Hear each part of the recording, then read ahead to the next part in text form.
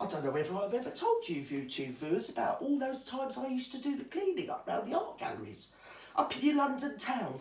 Oh yeah, I've done them all in my time. I had all the bogs and everything, yes. Oh, I'm on intimate terms with most of them. They used to say to me, Gert, don't be spraying all your spray, polish, paint, whatever it is, all over those oil paintings, because they're valuable, they used to say to me. Anyway, I used to look at them paintings. I ain't being funny. You could have hung them any old way and no one would have known. They looked the same, whatever angle. Load of old rubbish. But it did strike me, because I used to see that picture they got, that, you know, what's his name, that Paul Cezanne? He was one of them painters that used to live, oh, I don't know when he used to live, late Victorian times. He got himself over to France. Well, I'll be honest, I think he was French, actually, to be fair. Yes, and he was like, oh, he used to like your Claude Monet. Because your Claude Monet, he was one of the first peoples what did, I don't know what he did, impressionisms or something. But he couldn't see. So when he used to draw things, you couldn't really see what they were. I mean, he couldn't see. I mean, how could anybody else see what he couldn't see? So Paul Cezanne come along and he thought, oh, I like that. I'm a bit of a tasty drawer, but what I'll do is I'll just blur in the background to get a bit and maybe sell as well as your Claude Monets. So he got himself down to some place, I don't know where it was, somewhere in France. I mean, not being funny, it could have been Canvey Island for all. I mean, if you find yourself a cottage, draw it anywhere in the world. But it happened to be France. So there he was, drawing his picture of these cottages with a bit of landscape, couple of flowers, couple of trees and that. And who should come down the road? This George Brack. He comes walking down the road like that. He sees him painting. He said, oh, have a look. He's drawing a picture. Oh, he said, that's a nice picture. Yes, he said, I'm drawing a picture of them cottages. Oh, he said, I'm going to put them in an exhibition. That George Brack said, you ain't? He said, I am. He's gone off, he thought to himself, I ain't being funny, I can draw a couple of cottages too. Oh, yes, I can.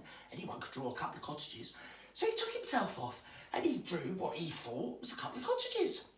Took it down the exhibition, bunged it up. Come the day, all the people are come in, they're looking at, oh, that's a nice picture of your Paul Cezanne, cottages and everything. They come to your George Bratts, they've looked at it. They said, oh, are you a impressionist? He said, well, I think so. They said, what's that then? Well, he didn't like to tell him it was a couple of cottages like your Paul Cezanne. He said, what do you think it is? They looked at it, they said, well, I said, I'm not really sure what it is. Is it just like a load of cubes all blurred in together? He said, there you go, that's what it is. They went, no. He said, yes. He said, that's what I was doing. I was tricking you all. I was doing an impression of your Paul Cezanne, but I was doing it all blurry. Oh, they said to him, you know what you've done? He said, go on. They said, you've only invented a new art genre. That George Brack said, I never did. He said, I did, yes, you have, there, that's definitely new. He said, oh. He said, well, he said, that's a good job. He said, I'll go and tell my mate Pablo Picasso, and maybe we could both do it together. They said, yes. They said, what do you want to call yourself? You want to call yourself Cubist? He said, yes. He said, that's a good idea. So I'm not an impressionist no more. They said, no. They said, everyone's over that impression, post-impression, pre-post-impression. No one cares about that anymore. Cubism, that's where you want to go. Straight down that. Stay in your rail, straight down the Cubist rail. That's what you want to do. So anyway, off went Cubism. And you had all these people, some of them went down that trail. There's your Surrealists and your Dardas and all these other people. I don't know who they were. Load of old rubbish, really, between me and you. Until you get to your Andy Warhol. Now, your Andy Warhol, he pops up in New York, he does. Yes, he does.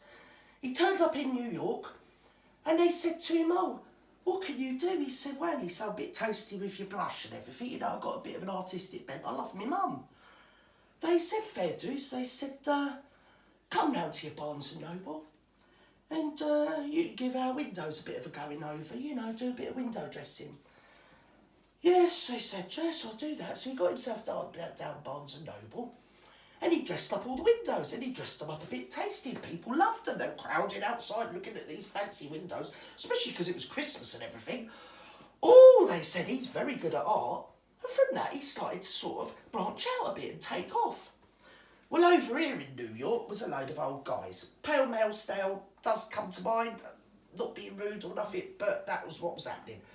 They're sat there, they said, he ain't no artist, you can't call yourself an artist when you've been in your Barnes and Noble dressing windows, that's not art. They said, we're the art people, we've got a club. They said, you can't be an artist, you've got to do impressions, you have. He said, but I don't do impressions, I just do art as I find it. They said, are you a cubist? He said, well, I might be. He said, I don't know. They said, well, can you draw a cube? He said, well, I'll have a go. So he took himself off and he drew what he thought was a cube. Between me and you, it's more like cylindrical, but he thought, fair dues, maybe as they're impressionists, they'll say, well, maybe that's an impression of a cube, and I might just slip in there and everything will be okay. So he took the painting back, he went, there you go. He said, I've done a picture of a cube. They said, that ain't a cube. He said, well, it's my impression of a cube. They said, no, they said, you're not going to get that by us, that ain't a cube, that's a cylinder. Oh, he said, well, can't you just say it's an impression of a cube? No, they said, no, it don't work like that, you can't be one of us.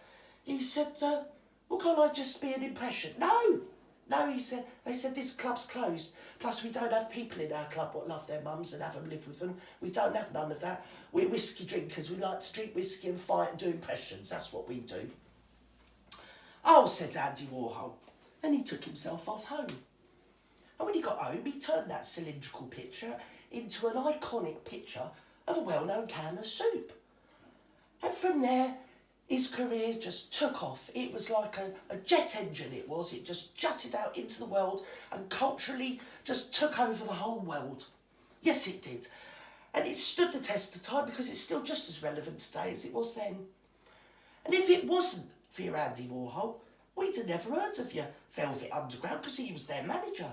And you would have never heard of your Lou Reed, and no one would have had that perfect day back in the 90s, all because of your Andy Warhol drawing a can of soup. And if he hadn't drawn that can of soup, we would have never heard of him.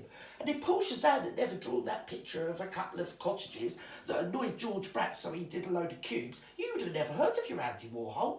That's your art world for you. It's just a plague of mischance and happenings. That's what it is. So that's basically your Paul Cezanne to your Andy Warhol.